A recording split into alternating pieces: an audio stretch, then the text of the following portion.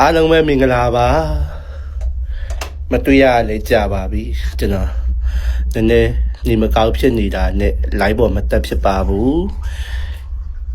ဒီတော့ကျွန်တော် live မတက်ဖြစ်တော့ညာတယ်ကျွန်တော်စီကို Viber ကနေ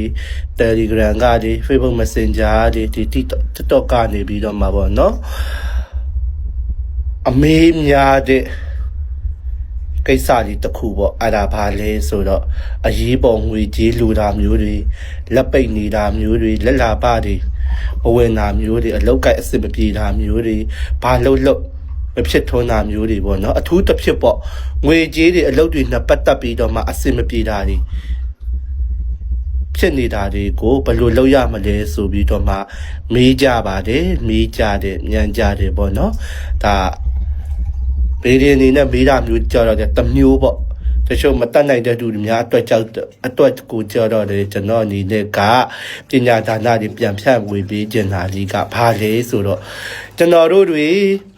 အိမ်တွေမှာတိုးတင်မဟုတ်ခြံတွေမှာပေါ့နော်စသဖြင့်အကောင်ဘလောက်အစုအဝေးလေးတွေရှိတတ်ပါတယ်ဘလို့လဲဆိုရင်ဥမာပရွက်စိတ်လိုမျိုးချလိုမျိုးဒါလေးတွေရှိတတ်တယ်ပေါ့နော်ရှိတတ်တဲ့အခါကျတော့မိမိရဲ့အိမ်ရှိမှာတော့၎င်းခြံဝိုင်းဝန်းထဲမှာတော့၎င်းကျွန်တော်တို့ပရွက်စိတ်ကိုအစာကျွေးပေးရပါမယ်ပရွက်စိတ်ကိုအစာကျွေးတယ်ဆိုတာကတကြားလေးတွေတကြားပေါ့နော်ကျွန်တော်ကတော့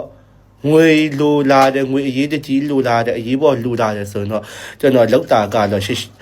ပရွက်စိတ်တွေကိုပကံလေးတစ်ချက်ထဲမှာတကြားထည့်ပြီးပရွက်စိတ်တွေကိုအစာကျွေးပါတယ်အဲ့လိုကျွေးပြီးတဲ့အချိန်တိုင်းမှာတော့တိုက်ဆိုင်မှုလားတို့တင်မဟုတ်တကယ်လားဆိုတာကတော့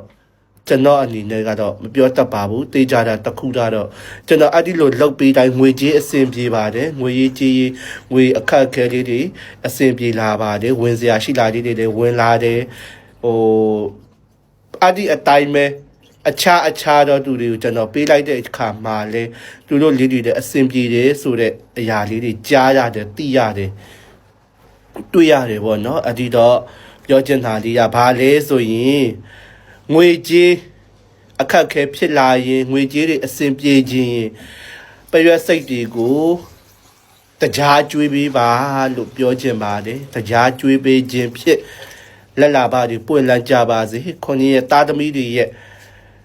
ငွေကြေးအခက်ခဲတွေပြေလည်ကြပါစေလို့ကျွန်တော်ကတောက်စုမြတ်တာပို့တာပေးရင်နှုတ်ဆက်ပါတယ်